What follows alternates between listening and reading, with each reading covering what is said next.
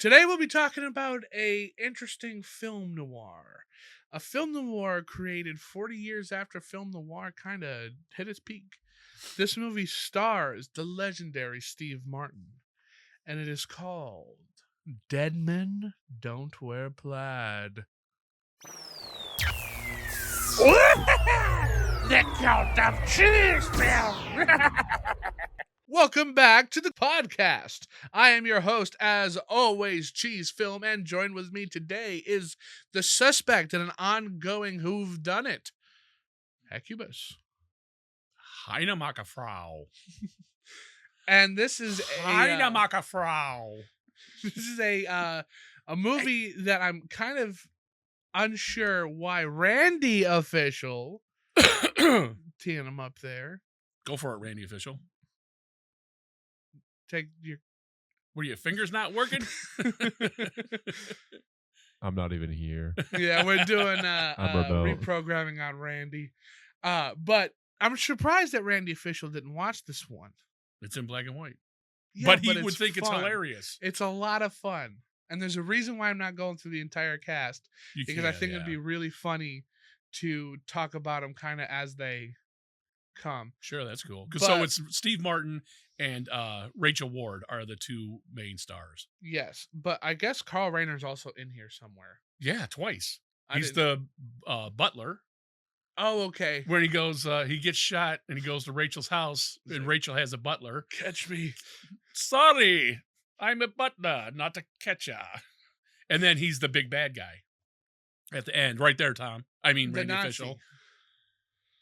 That part is great because they go back and forth with like, excuse me, it's customary that the person who came up with the plan says the plan. Yeah. He starts saying the plan. And Steve Martin's like, hang on. It's customary that the guy who figured out the plan says the plan, and they go back and forth, and then they both say the same things at the end. This movie is great. I loved it for 40 however many years. No, I will tip my hat to this movie because when I went to rent it off of I think it was Amazon, I watched it on. I rented it on Amazon because I couldn't find it at my local video store. So I rented it, and in the cast it was Steve Martin. It said Chevy Chase, and I didn't see Chevy Chase at all. I didn't look at the cast. He's not in it. He has nothing to do with it. Yeah. And then Humphrey Bogart, and I was like, Humphrey Bogart. And how the movie starts with the car crash and then the newspaper, and it's a guy with glasses and a big beard. I was like, oh, that's probably Humphrey Bogart. They put a whole bunch of makeup on it, and then as the movie was going on, you see stuff in his office like the only thing that kills detectives is a broken heart or whatever. Yeah. And then it's a quote by his partner. And I was like, oh, well, that's got to be it. Yeah. And then I was thinking, hang on, this movie came out in the 80s. Humphrey's been dead for like 10, 15 years. I think he died in 1957. Was it that? I thought it was the 60s. But yeah, this came out in like 1982. So he's been dead for a while. Yeah. So I was like, how? And then the first scene it happens in, I was like, I see. This is how this is going to go. They do it great. 1957 is when he died. Yeah, there we go. I could have sworn it was like the early 60s, but whatever. Thank you, Well, I Randy. mean, it's right there. 57, 60. That's 3 years apart. So Dead Men Don't Wear Plaid is, I feel like, the perfect spoof noir title. It's kind of like Young Frankenstein. Yeah. Because it's funny, but they take everything seriously. Or Airplane that came out like a year before this. And then Steve Martin did another one called that Carl Reiner did, The Man with Two Brains. Mm-hmm. And it's silly, but they do it all seriously. So like sometimes you got to watch it more than once and get jokes. Is The Man with Two Brains a Jekyll and Hyde movie? No. Okay. Because it's a mad scientist movie. Looks like Young Frankenstein. The Man with Two Brains also kind of seems like it would be one of those 50 throwback. It is. Movie. Okay, it is. Well, there you go. So I also have never seen Steve Martin with dark hair ever. Yeah, because he was like gray when he was on the when he was like in his 20s, and he was on the what's that called? Jimmy Carson show. Nope. Two guys, they're brothers. It's Smothers Brothers. He used to write for them. So he was gray in his 20s? Yeah, he was. Yeah. Well, did he dye it or was he? No, it like, just genetic his hair condition? turned gray Wow. early. That's all. Interesting. It's interesting. But he plays our private investigator. Rigby Reardon. Yes, I got some of these names written down. Rigby, who takes on a job Yep. from. She's the femme fatale. Well, yeah, she's not a fatale, but she is the love interest. She Rachel kind of gets Ward. him in danger. Like, Well, that's the nature of the case. Guns don't kill detectives. Love does. so, and it's in his bathroom Yeah, mirror. It's so everything. cheesy. He straight up assaults her at the very beginning. Yeah, of this you movie. know, I started reading some stuff last night about this movie and The Man with Two Brains, and I guess modern times is not, because I was like, first of all, she passes out. She sees he's reading an old newspaper because he's bored, and it's the headline is her father's death. Yeah, And she passes out immediately when she opens the door, but he's catches her, and then he starts wiggling her to wake trying her to up. get her up. It's hilarious. That looks behind his shoulder, Yeah, kisses he her. looks for somebody's looking. Yeah, and then you're right. you know, like it's a scummy thing to do that Yeah. he's doing. And I don't know if that's just trying to be funny or Yeah, if it is that's just a trying to be direct funny. spoof on how like men in noir movies are. I They don't are think it's- kind of pushy and pulley. Yeah, right. Get over here, you. But look at the Big Sleep. He goes in that bookstore, and then he goes in the back with the book lady, and she closes it down like that. They're smooching. yeah, they're doing something. Yeah. So it starts off that way, and she hires him on, gives him a clue of the dollar bill. Yeah. Like, this is our clue. It's just a tiny little corner of the dollar bill, And there's a lot of narration in this, and I like think, in film noir movies. yeah, and there's a lot, and there gets to a point where the narration isn't like full of jokes either. Like, No. it is following it's the narrative. plot. Yeah. And there's a part like a There's third of the two way parts. through the movie where he's I know given the where you're going. narration, Yeah. and then she responds to the Yeah. narration. We don't have to have kids. Yeah. And he like blows his smoke and coughs. But I don't know. I thought that was a very clever way to do that kind of thing where you keep it all basically It's a a straightforward real movie, and then you just put film noir jokes movie. in it, Yeah. and it worked. It worked great. I think it does. Especially because they didn't do that all the time. It wasn't full of her responding to his inner monologue. Right. It just was peppered in there, and it was Yeah. a nice reprieve.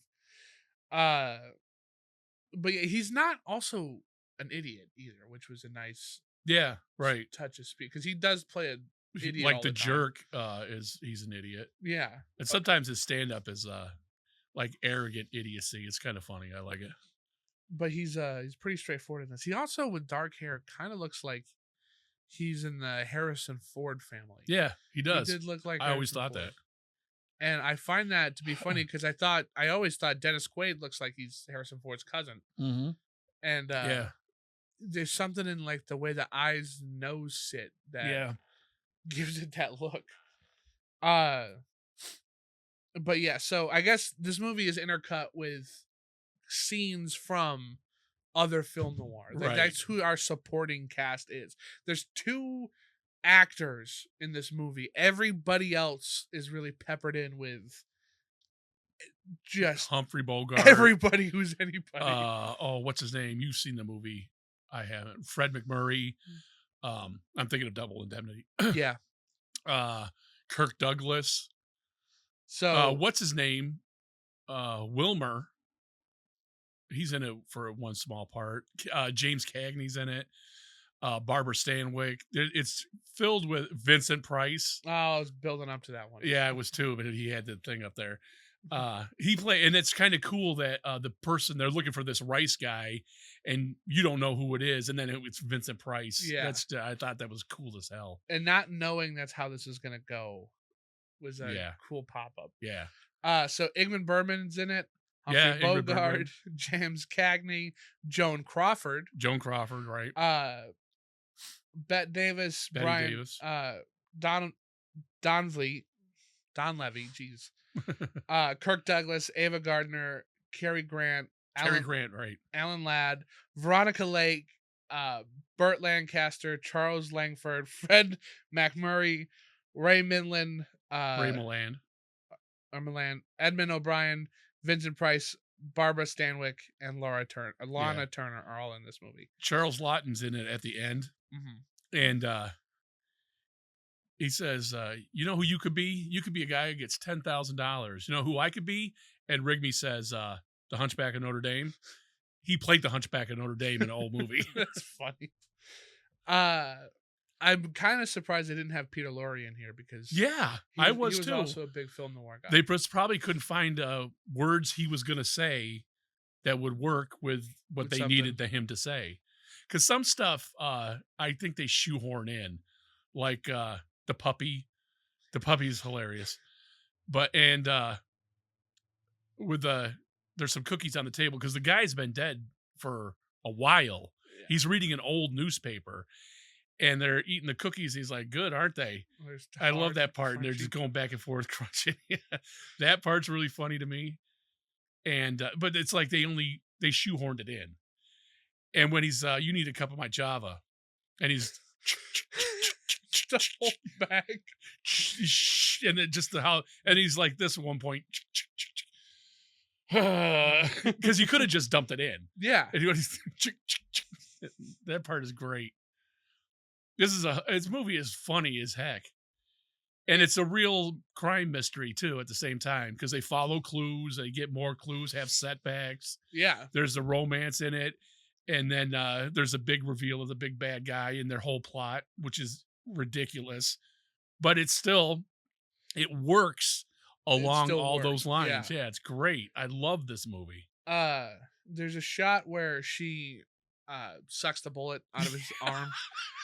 Because she learned how to do that with snake venom, and it's her mouth with the bullet in her mouth, and just how it's framed is exactly what like film noir would do. So even the cinematography in this, lots of times, isn't just point and shoot kind of stuff, right? But like you can tell, noticed this time because movies aren't shot the same way in different eras, but they do a good job keeping it like that. But when the dead person actor from the old movie has got to interact with Steve Martin, like at one point, I think it's Marlowe, he says, "Sit down," and he goes to sit down, and they just don't show his face. Yeah, they cut him. They wouldn't film something like that because they didn't have cameras easily to move. Well, that's an expensive thing in the back in the day to do. You wouldn't have cut off. And you would never cut off somebody's Humphrey head. Bogart's head. Either. So like there are things like that. Like but if this movie was made noticed today, it on purpose, and I'm a nerd, so you might not notice it if you just like watching movies, or somebody else like your mother didn't notice it. Yeah. She don't like this movie, but she didn't notice it. Why does she like this movie? This movie's right up her alley. She doesn't like this kind of humor. What was I just about to say? If they're gonna make this movie today, I think they'd do a little bit more rotoscoping. Maybe not even rotoscoping, just straight up AI and all that. They could easily make this movie. I just saw a commercial. Oh, what movie was it? I don't even care what the product was. But they had like 80s. It might have been Back to the Future or something. And they looked exactly like I think it was a cable company or Xfinity or something. And they have these people doing it, and it looks just like them doing it. If you're an actor, it's not good for you. Well, they're shutting a lot of that stuff down. Well, that's good because they shouldn't do that. But yeah, they need AI to Disney's change out $1 billion insulation deal and stuff. Man, I'm sick of them taking all the jobs I want. Take my job, man. But all in crawl spaces and stuff. Disney has backed out of the $1 billion deal with Sora AI. Oh, they're not doing that anymore. I think Sora AI closed, or they're shutting it completely down. They're closing a whole bunch of those data centers. Like, are they closing them, or are they moving them someplace with cheaper electricity? You know what I mean? Well, they were going into places with the cheaper electricity. Yeah, they were very predatory, but I feel like the public reception to AI has been over the top negative. Yeah, That right. it's not even really worth trying to go into that field anymore. And a Which lot is of why I stuff don't think is they would use free. AI in it today. Right. They would. But even with special deep fake it. effect, deep fakes, all that, which is just as bad. But You they still could have need an Humphrey actor and a Bogart in performer there. color at that age, interacting with what's his name, Naked Gun guy. Well, they could have Leslie Nielsen. They could have Leslie Nielsen. I was going to say the new one, Liam Neeson. But yeah, they could make a movie with all old people that are dead, have it in a brand new movie. It ain't good. It's kind of cool, but that novelty is for me. I'd rather watch a handcrafted film. Well, and this, like, I don't think they could do that. I don't think that it's feasible, because even this AI actress who they've been pushing, I don't know anything. Oh, that I they're know what gonna you're talking put about. her in, or even if it's gonna die, fizzle out before it. I think gets you're going. right. Yeah. So, while sure you can generate something like that, it's not, because you still gotta teach it what you need it to do, and then it's too much work for it to pay off in a way that it's an uphill battle that you have to do anyway. And then so are people going to go see it? Like, there's still an actor behind that face who's performing everything, and they are painting over, like that Tarkin stuff. Yeah. Was his nephew or something like that? Yeah, something like that. Grandnephew. So he's family member there on set doing all of the performance, and then somebody else is going to go in and create a mask for him. So it's still handcrafted computer images. Exactly. I don't think the charm of this would work with AI, because AI, I've seen these videos where, like, it's like a guy on set and he's walking up to the different actors of movies, and it's like Tony Stark's Iron Man teaming up with what's his name, Tobey Maguire's Spider-Man, like they're on the set of Avengers Doomsday or whatever. Right. And in concept, that's kind of a neat idea to have, like a what if, or look at all these things, but like there's not enough there for it to do anything. Yeah, like, right. It's still like it's not really happening. You know, I'm not. It's fake stuff, and I don't think AI is gonna be a movie thing. Like, there's discourse online where AI was. They used AI to do the K-pop Demon Hunters movie. They didn't. It's just a very basic story that they blow out of the water. Like, you can see it all coming a mile away. It works for why it works. Right. They just do it in their own way, and that's what makes it great. Right. It's the story of it isn't what's getting everybody hooked. It's how they tell a story. Yeah. Just because something is easy doesn't mean it's AI either. Because, like, that Wish movie, everybody was thinking was made with AI too. I think it was just lazy writing. There's problems there. Yeah, right. I haven't seen it though, so I can't really cast my hat into that. But that's all the discourse I'm hearing is, oh, it's AI, when not everything is. And the things that are, I feel like, are very obviously AI. Yeah.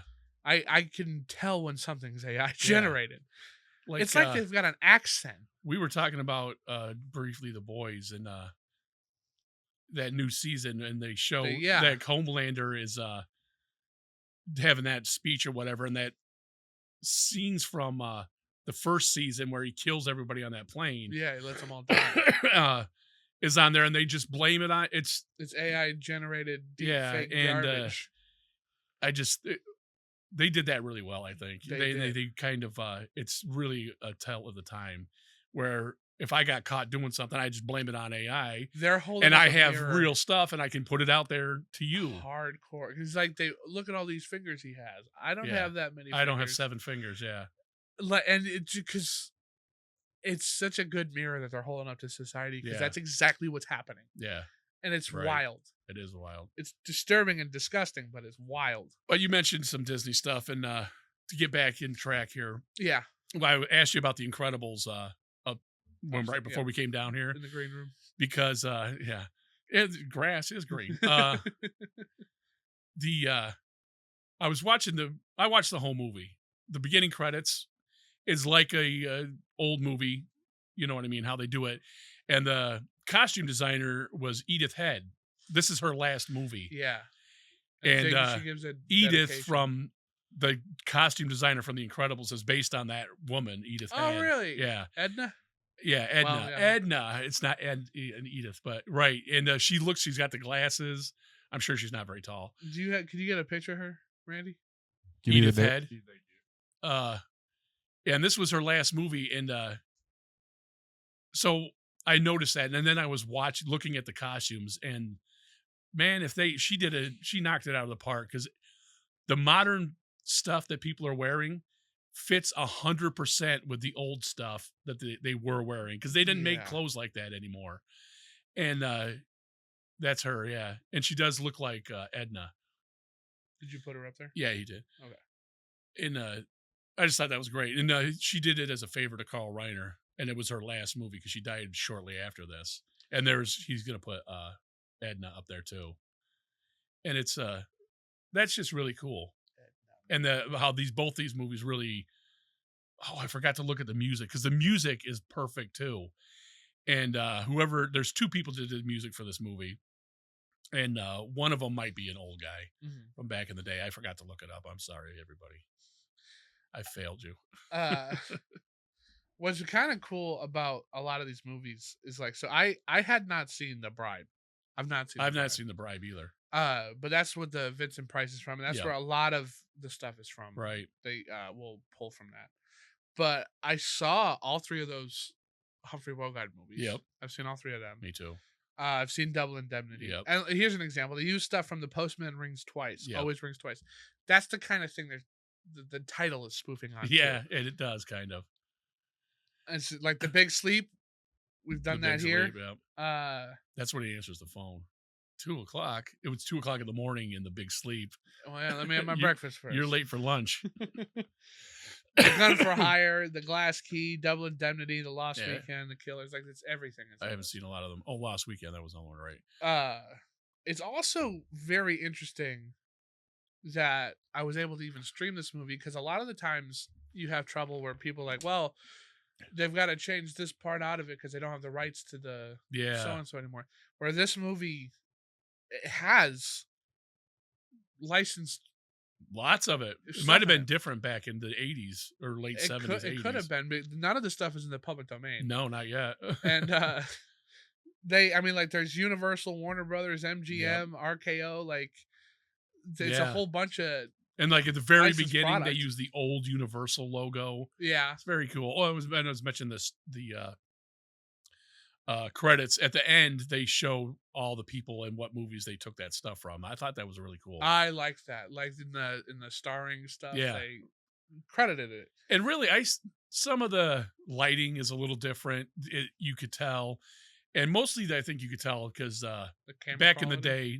Not even the camera quality so much, but the sound quality. Well, there's a hiss, and then Rigby talks, and there's no hiss, and the hiss comes back. Yeah, that's really the little flaws. I don't think ruin it whatsoever. You can also the camera quality is starkly different. Like he's always in focus. Yeah, and sometimes the people he's talking to is not. Right, which would happen back then, but it's also just too stark. Mm-hmm. To where, like, when you're watching it on a 4K TV, you which they could not have anticipated that, right? And they all right. Videotapes were starting to come out now. I saw it on video first time. I didn't see it in the theater, and but they wouldn't have anticipated that people are going to be able to rewatch this so many times. They're going to catch up on this. If you're in a theater one time or even twice, you're just going to enjoy it. Yeah, I think they didn't waste resources trying to chase that down. I don't know about moviegoers back in the 80s going to rewatch this multiple times. But on home video, like, you could rewind it. I've seen this movie dozens of times on videotape. I think this would probably be best on videotape. Yeah, really. Yeah, right. It's like one of those movies that it fits that vibe better. I didn't see anything on the budget of this movie. Did you say budget? Yeah. It was like 9 million, and they made 18. Okay, so it wasn't a huge hit, It wasn't a huge hit, but they made their money back. and that's half the battle. Yeah, and there wasn't a lot of marketing for this. I remember seeing commercials for it, and that's why I wanted to see it when it came on video. Mm-hmm. 9 million, it made 18.2 million, right? Yeah. And but I don't think they really had to. And I think they do more marketing now than they used to do. And like it was a commercial on TV. That's how I knew it. I'm sure there was trailers in movie theaters too, but like this or Alien and stuff, if you saw a commercial on TV. Otherwise, it's an ad for the times when it's coming out, Right. and they have a picture in the newspaper. So this critical reception seems like it's just kind of a shrugged movie. Yeah, and I think a lot of them on are Rotten Tomatoes, and and they're like more modern people are more critical. Like even watching it this time, I really didn't have a problem with his assaulting her. And then she gets back at him in the end. You know what I mean? Well, it comes all the way around. Like I don't really even notice it. And where you guys did, and probably those critics did too. I don't know about that, but so like in Newsweek magazine, David Anson said this is a one joke movie. Like it's not. Oh, that's not true. David Anson's nobody. He don't know nothing. Because it's got lots of great jokes in it. And one joke is that it's the film noirness and Dead Men Don't Wear Plaid, silly title. Yeah. All that. But I think it's filled with jokes and it's pretty funny. I do think it works as a parody movie because it as a lover of film noir, it feels like it's kind of made for people like me. Yeah, who exactly. Enjoy these movies, right? Even at the dedication at the end, where it's like this was her last movie. We thank her and everybody who's loved these types of movies. Yeah, like this is for you. Like it does have a very select audience, and I hadn't even heard of this movie until you suggested we watch it. That's what so I don't even know if it's got like a cult following, but it's something that when I was getting pictures and stuff, it seems like it might, but it'd be a very small cult. And you could call this a cult movie, but it wasn't a bomb when it came out, which they usually are. Right. It's just is almost under the radar. Yeah, under the radar. That's a good way to put it. And you should turn your radar up and definitely watch this because it is great. Yeah, I do think it was really good. I forgot what I was gonna just look up. It was something. Oh. And even like Steve Martin, he doesn't get tiring. Like he's a silly goofball. Yeah. But it's never annoying. Yeah, right. I never found it to be absolutely annoying. And he's an actor too, so like he's acting like a detective, and or a brain surgeon, or really the jerk is just a dope. But like he would go on like after this, I think it was A Lonely Guy, and then like Roxanne, and those ones where he's the comedy isn't as jokey as these movies are. He's a live action version of Kermit the Frog. Kind of, yeah. It's funny. He also plays the banjo. And it's like the Muppet movie. He's in the Muppet movie. And he's a waiter who's an obnoxious waiter. It's pretty good. But then in The Jerk, he's having dinner with Bernadette Peters. And he's like, oh my God, don't look down. And that there's snails all over your plate. She's like, oh. And he's like, this wine is old. Could you bring us some fresh wine? Like that. He's just a dope in that movie. I think it's hilarious, but I don't think he's ever obnoxious, in any of his movies. What do you think is his best movie? This might be my favorite Steve Martin movie. Yeah, that's probably mine too. I like but The Jerk was great too. Dirty Rotten Scoundrel. Dirty Rotten Scoundrel was good. Like All of Me, he plays with Lily Tomlin, and they're supposed to be married. She dies. They don't like each other anymore. She dies and inhabits his body with him. So that was pretty funny too. And then there's He's in Planes, Trains, and Automobiles. Planes, Trains, and Automobiles. See, like that one, he's super serious. He ain't And like joking around he's at the all. straight man in it almost all the time. Randy hated that one. Boy, that's a good movie. He said it was not funny at all. He's like, they're not funny. That's what he did. My family thinks I'm funny. My I think you're kids funny. think I'm funny. Or whatever. That's good. That's good. That was great. So yeah. One more thing I had to say. Maybe this is why I was. Oh, at the end where he goes down to South America. Yeah. And it's a place. It's not a person. It's a place. Okay, we should say what the thing is too. The guy that plays Carlos, that cop. Yeah. Who he mistakes for somebody else. He's like, oh, okay. That guy is He's Poppy from Seinfeld. Uh-huh. The one who Poppy staying on my couch. That's that actor. I was like, hey, I didn't remember that. The plot is they're trying to figure out what's going on. The Rachel Ward's father plays a scientist who does cheese making on the side. Right. And he's trying to develop something to ferment cheese or age cheese faster to help world hunger. And the Nazis try using him because his cheese will melt rock and stuff.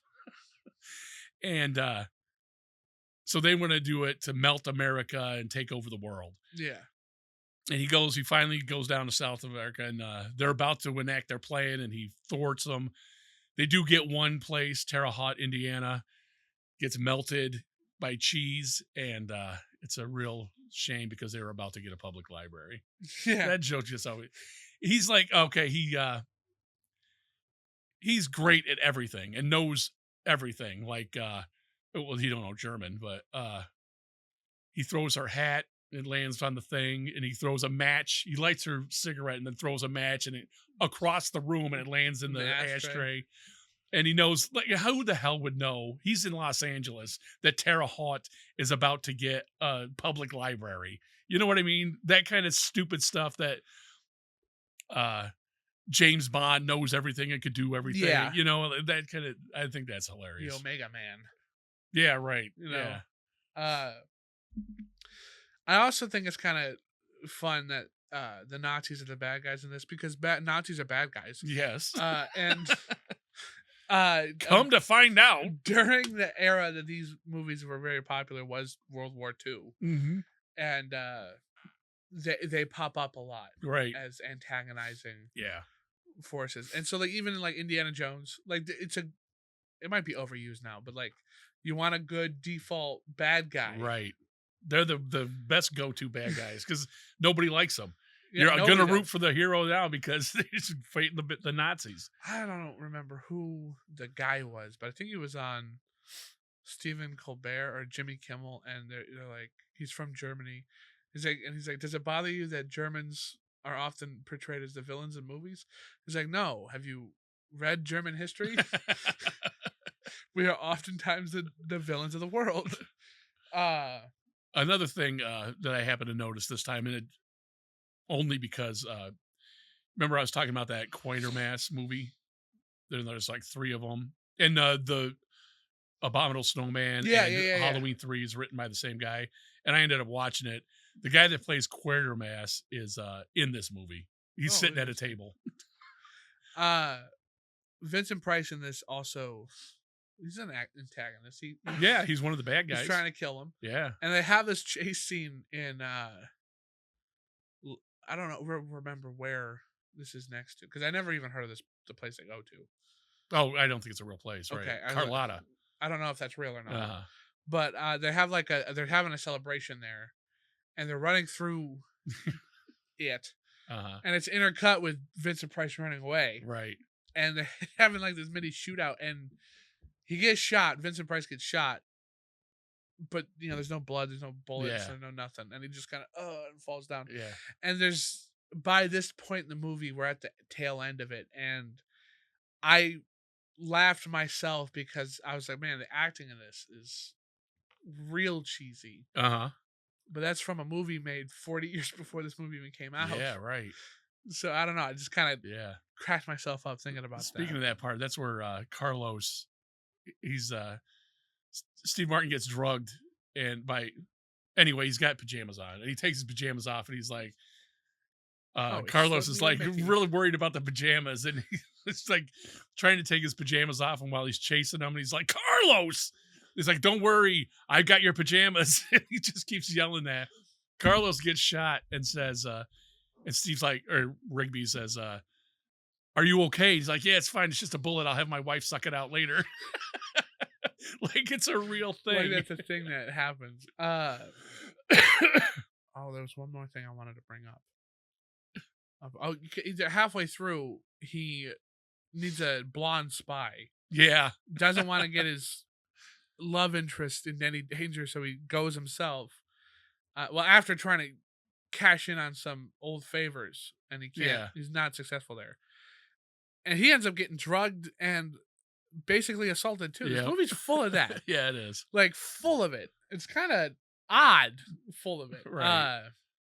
But there's a part where he's like, man, he's really giving it me good right now to himself, and you can tell he looks like Steve Martin in lipstick. Yeah, like he's not. Yeah, that's kind of funny about it too. It's not like White Chicks or something, or even some like a Hot where they do more effort to make it look like a woman. But it's just because he walks, and then he dresses up like James Cagney's mom. And he starts walking there, and then he starts, oh, I'm a little old lady. Oh, shoot, what was I just going to... Yeah, like, he sets up, so-and-so was known to... She said she'll do anything for anybody at any time. And she doesn't, I can't is in her vocabulary. And they set it up for a good 3-4 minutes. And then he goes in there, and he motions her over, and he says, I got something I need you to do. I can't. And that's... Yeah. But yeah, so this movie was a riot. I had a really good time watching it. This was one of those midnight movies for me. I was getting really late, so I put it on, and I don't know, atmosphere wise, I think it really helped it out too. I think I watched it in the morning today, and I could watch this movie at any time, but I get what you're saying. You know what I'm saying? I would like to watch it at that time. Well, I would have a better time. Being a little sleepy, I think it would make it even funnier. Well, there's just like old grindhouse theaters, or old, drive-in movies, or even on the TV where like you just stumbled across a movie, and that's what you watched. And I have done that many times, and like I keep saying, how you guys got screwed with this whole cable thing, and like tune in a taste station in the middle of the night and watch Where the Buffalo Roam. You've never heard of that movie. No, but it's nobody a lyric in a song. Right. And Neil Young plays that song and sings it in that movie. Actually, I might have heard of that movie. You have, because I told you to watch it. It's on my list. Hey, because that sounds familiar. But like stuff like that, or like Monty Python. Used to watch their show. Just the other day, we watched The Passion of the Christ. Yeah. And a couple days ago, right before I started watching The Boys, because Courtney does not like The Boys. Yeah. Courtney, I could see why you wouldn't like The Boys. 100%. I like it, but I can see why people wouldn't. Well, I like watching the train fall apart. Yeah. I love that. Yeah. Courtney the A-Train doesn't. No. Just I like those movies that are making you uncomfortable. I like that kind of stuff. Yeah. She doesn't, and she is very sensitive to like secondhand embarrassment kind of stuff. She can't watch The Impractical Jokers for that reason. Like she herself, like her stomach will drop and be like, oh my God, like she sympathizes that hard with it. Right. And with The Boys, because it's so abysmal. Yeah. You know, like it really she doesn't even have a little bit of fun with it. Yeah. So I was like, well, okay, we won't watch that. So I started putting on Life of Brian. Speak up! Complimentary film to The Passion of the Christ. He's the Lord, our Lord and Savior, King of the Jews. That's Capricorn, huh? No, it's just him. That movie's a blast. I love it. I think it was very funny. We shouldn't. It was banned by the Catholic Church when it came out. Oh yeah, but I don't think it says anything bad. I don't think it's blasphemous or anything in any way. It's not. That's the only part with Jesus in it is the temple on the mount. Yeah. And how would people? I mean, that's a big crowd, and they're far, far away. Yeah, people would yell, "Speak up." You know what I mean? And be like that in the back. Yeah. Big nose. So it is kind of ironic and funny to throw that in there because we've been talking about the boys and all that situation and all this just happened. But yeah, so this movie was a blast. I really enjoyed it. I think it was a lot of fun and a cool love letter to just film noir in general. Yeah, really. And I think it was a clever idea to intercut it with. Yeah, that was great. And they do such a good job doing it. Yeah.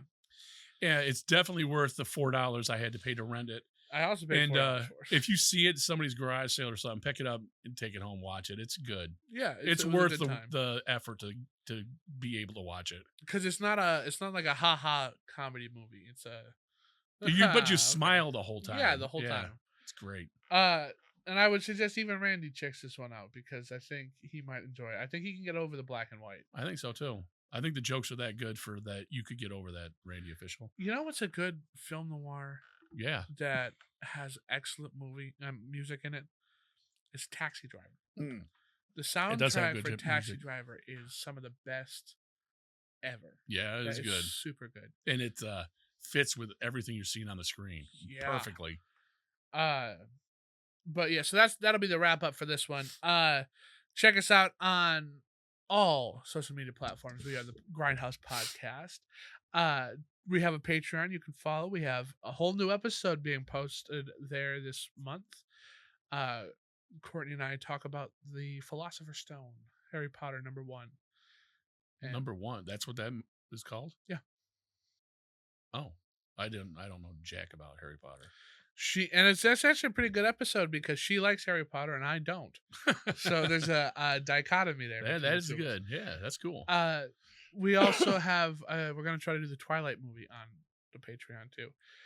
But actually, by the time this comes out, that should already be on there. Yeah. It'll be long on there because we're doing Pixar, spring into Pixar. Her and I. It's a lot of fun. It's been a lot of fun. Yeah, I kind of agree and disagree with you on Toy Story. The second one is so phenomenal. It's so beautifully rendered. But Toy Story 1 was maybe because I came out when I saw it when it first came out. So I like Jurassic Park and I'm like, wow. And Toy Story, I was like, because the story, everything about that movie is great. It's a perfect movie. So, I think... But The Incredibles is amazing. The Incredibles is amazing. So, we just recorded Finding Nemo this week. And also on that amazing. episode, I talk about how maybe Toy Story, for me, is overrated because in our house, it was overplayed. Maybe.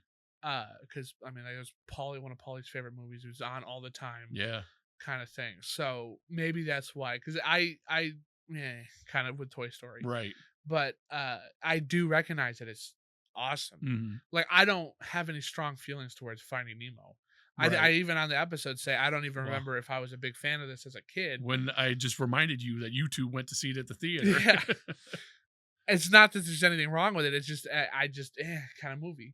But I think that's a beautiful movie too. And they cartoonified their fish to help it now look like a documentary. Yeah, exactly. It looks like your TV is a fish tank. Yeah. And when we saw it in the theater, it was getting impressive, man.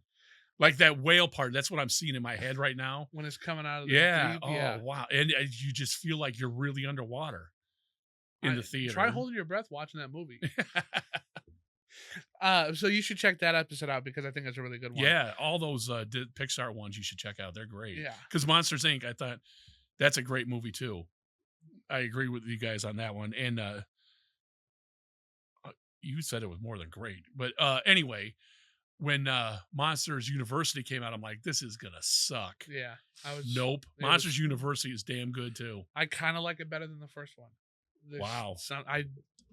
I don't know. I think it's more fun. There's one part of Monsters Inc. that sometimes it just pops in my head when Randall is talking to Mike. He's like, listen, you got to go because, at lunchtime, the scare floor is painted.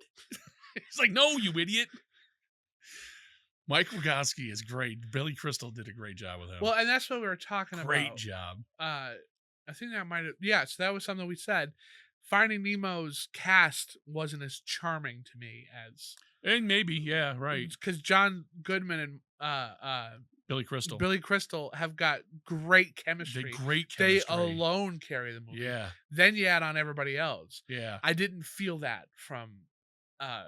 Yeah, they're degenerate. You can see Sully and Mike actually living together. Yeah. And maybe Albert Brooks is great, and Albert Brooks' movies are great. Yeah, no, they did fine. But it makes sense too in the story for Dory and him to be clashing all the time, and it's just not as charming as two friends. Yeah, that's my exact point. Yeah. Also, Finding Nemo is more of a world story. You're going through that story of it. Yeah, like a road movie. Monsters Inc. is the character driven. Yeah. You care about Sully and that's Mike. a good point. Well, I would say Finding Nemo is also very character driven. I think it's supposed to be. Because Marlon goes on. There's a lot of those establishing shots. Why it's pretty is not because the characters. It's pretty because they establish the world is that they make it almost look realistic. Yeah, a lot of and all the fish empty. tank looks like a fish tank. So you're getting those where you're like, oh my gosh, I'm going through their journey. Yeah, with these characters that I learned, and it's like the cartoon version of Planes, Trains, and Automobiles, Randy. Because it is a road movie of two people that don't really like each other. Well, yeah. Dory does like it. Dory is John Candy's guy, and Marlon is Steve Martin's guy. Whose wife died. Yeah, yeah. I like me. Listen, I on that episode I talk about how I would have done Finding Dory, and because I'd never seen that. How you would have not done it? No, how I would have done. Yeah, I wouldn't have done it.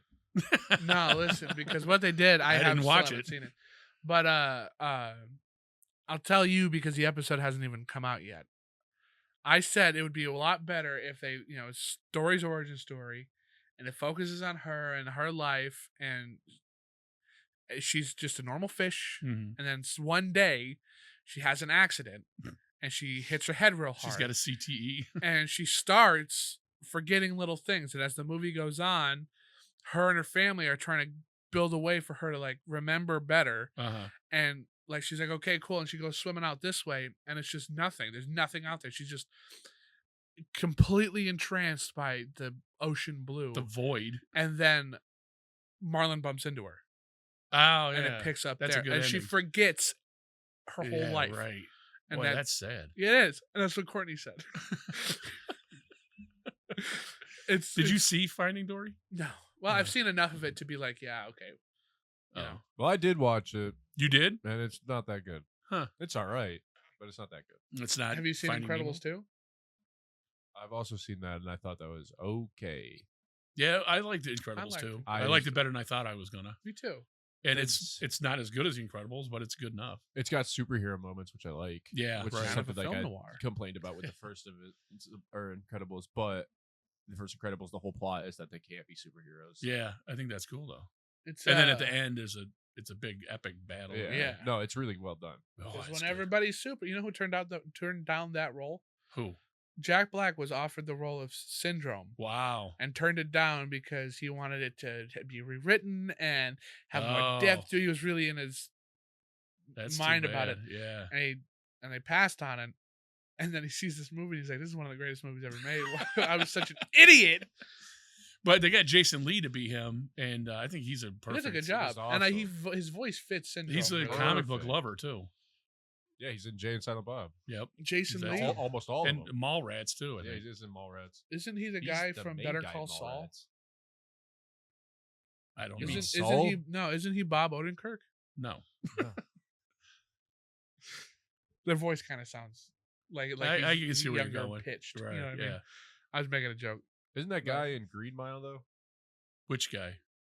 Bob Odenkirk? Yeah, no, other guy. Jason Lee? Yeah. I don't think so. I think you're thinking of what's his name from Iron Man 2? Oh, yeah, maybe he might be. What's his name? That guy's a great actor. The evil guy? Yeah, the bad guy. Oh no, that's not who I was thinking. Not of. Mickey Rourke. No, I'm not talking about the evil guy in Green Mile. the guy that Evil doesn't. guy. Oh, I'm thinking of Shawshank Redemption And he too. dies because. Oh my God, what is his name? And he is big, but he's. Moon was a great movie too. I It's didn't big. expect him in there. Like he's a big name. He's been in a bunch of movies. He plays the douchey guy in Iron Man 2, right? Yeah. Yeah. Hammer. Yeah. Yeah. That guy, that what is his What name? is his name? Sam something, right? Sam Rockwell. That's it. Sam Rockwell is a genius. Sorry, Sam Rockwell, for forgetting your name. If you see any movie that says Sam Rockwell's in it, Check it out. check it out just for him. He is great. Moon is fucking awesome. He's the only actor in Moon. Oh, really? Yeah. Who's the guy who was he's in Django and he's in The Hateful Eight. He's a sheriff of Red Rock. The German guy? No. The Southern Cleavon guy. Little? No. He's in White Lotus. He's in Oh, the guy with a weird name now? yeah, because I get him in Sam Gibbons Rockwell. McGibber. I think what's it's his name? Gibbons McGibber. It's something like that. Hang on. I think it's Gibbons McGibber. It's Gibbons McGibber. And now he's got sunglasses. And he recently hosted Saturday Night Live. He wears his own brand of sunglasses. He does an ad for Walmart. Yeah, him. Yeah, Gibbons What? McGibbard. Tom, Randy, will you find his name? His please? name is Gibbons McGibbard. Walton McGoggins. McGoggins. It is McGoggins. Gibbons I was going to keep going with the Gibbons McGibbons. It's like, well, we'll just agree to disagree. Yeah, I think it is Walter.